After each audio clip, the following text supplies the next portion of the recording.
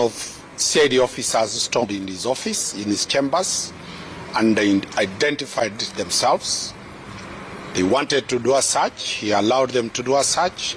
He did a search. They did a search. They never found any money in his body, neither in his office. They did an inventory, and the inventory, we have circulated it, and the police have confirmed they did a thorough search and never recovered anything. Still going further, the police decided to arrest the two judges, regardless that there was no money at all that was recovered from the chambers of the two judges. They were arrested. They were taken to the DCI headquarters. The lawyers who you see here tried to access their clients at the DCI headquarters. The DCI headquarters offices were barricaded. The media, thank you very much for coming very fast. After the media came, we were allowed in to talk to our clients. Our clients, the two judges, had recorded statements to the effect of what transpired on that day, and we demanded from the DCI the basis of why they have arrested the two judges. Two, whether they had a warrant to search the offices of and the chambers of the judicial officers. After the lawyers here insisted, the DCI decided that now this matter is becoming a serious national discussion. They were released without a bond. Normally, when you are released by the police, Cliff will deal with that, you are released with a police bond to come to record a further statement or be arraigned in court. Our clients were released on that. Out of that, Kenya Magistrates and Judges Association instructed us to move to court. We have filed petition number 288 of 2021, challenging the decision of the DCI to arrest. That file has been allocated to Judge Justice Murima. We are waiting for the directions on what the judge will give. The basis of our filing the petition is one.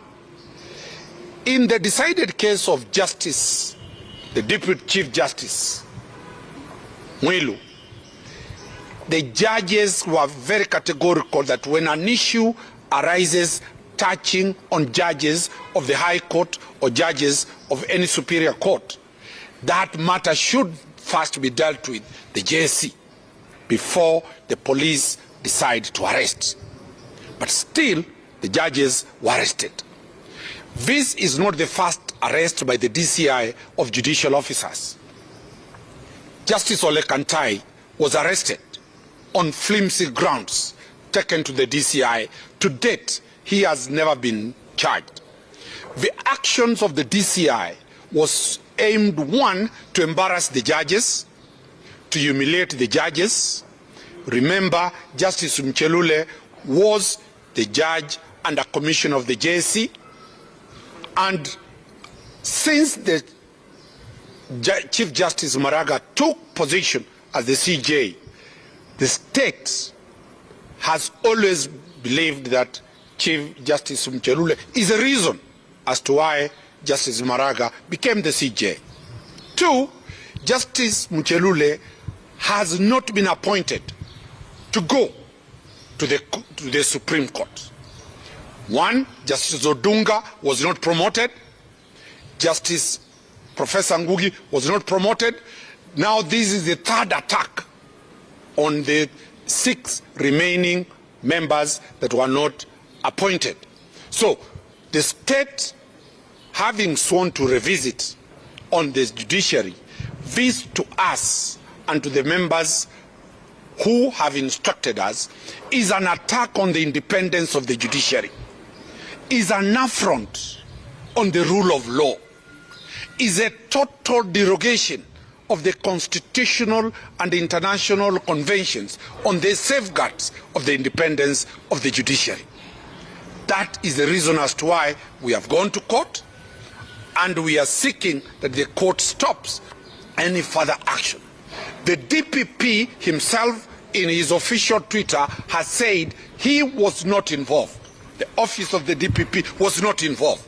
So the question that comes into our mind is, where does the DCI get these powers of arresting without consulting other agencies? We know very well that there are still 3 more remaining judges that have not been attacked. Justice Makori, independence of the judiciary that we have always fought for, what Wanjiku fought for, the independence of the judiciary, is under serious attack.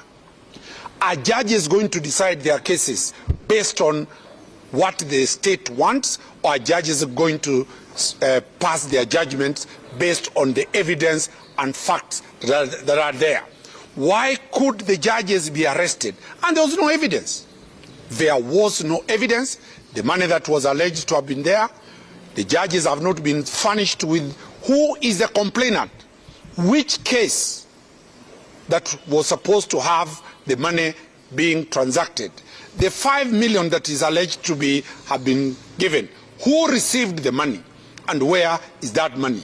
So it is a serious question that we have raised, and we hope that the Constitutional Court will agree with us and make clear orders that the 2 judges should not be arrested and should not be charged for flimsy, trumped up charges that do not hold any water. So that is the position.